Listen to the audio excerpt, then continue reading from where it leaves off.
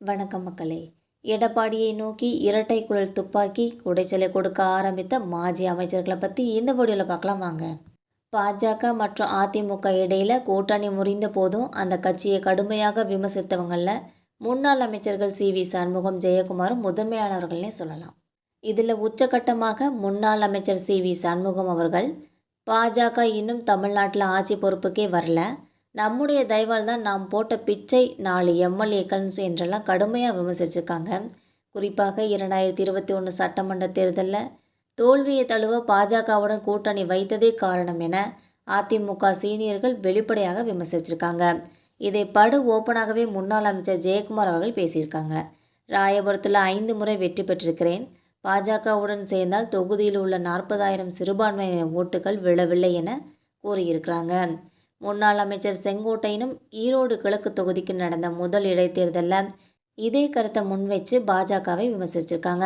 பாஜகவுடன் கூட்டணி அமைத்தால் இஸ்லாமியர்களோட வாக்கு கிடைக்காது என்பதால் அதிமுகவில் உள்ள பல சீனியர்கள் தங்களோட சொந்த தொகுதியில் மீண்டும் களமிறங்கவே அச்சப்படுகிறார்கள். ஜெயக்குமார், சி.வி. சண்முகம் உள்ளிட்ட பல சீனியர்கள் அவங்களோட சொந்த தொகுதிகளிலே போட்டியிட தயங்குவதாக தகவல்கள் வெளியாகி உள்ளது. இதனால் வேறு தொகுதிகளை தேட தொடங்கியிருக்கிறார்கள். இருந்தாலும் அந்த சீனியர்களை தேர்தல் சமயத்தில் சமாளித்து அவங்க தொகுதியிலே போட்டியிட வைக்கிறது என அதிமுக தலைமை திட்டமிட்டிருக்காங்க. ஆனால் அது அதிமுக பொதுச் செயலாளர் எடப்பாடி பழனிசாமிக்கு மிகப்பெரிய சவாலாக இருக்கும்னு சொல்கிறாங்க. கடைசி நேரத்தில் தலைமையோட கட்டளையை கேட்டுக்கிட்டு அதே தொகுதியில் ஜெயக்குமார், சண்முகம் மாதிரியான சீனியர்கள் நின்னாலும் ஜெயிக்க முடியுமான்னு யோசிக்கிறாங்க. பாஜக அதிமுக இடையில கூட்டணி முறிஞ்சப்பையும் அந்த கட்சியை கடுமையாக விமர்சித்தவங்களில் முன்னாள் அமைச்சர்கள் சி.வி. சண்முகம், ஜெயக்குமாரும் முதன்மையானவங்கன்னே சொல்லலாம்.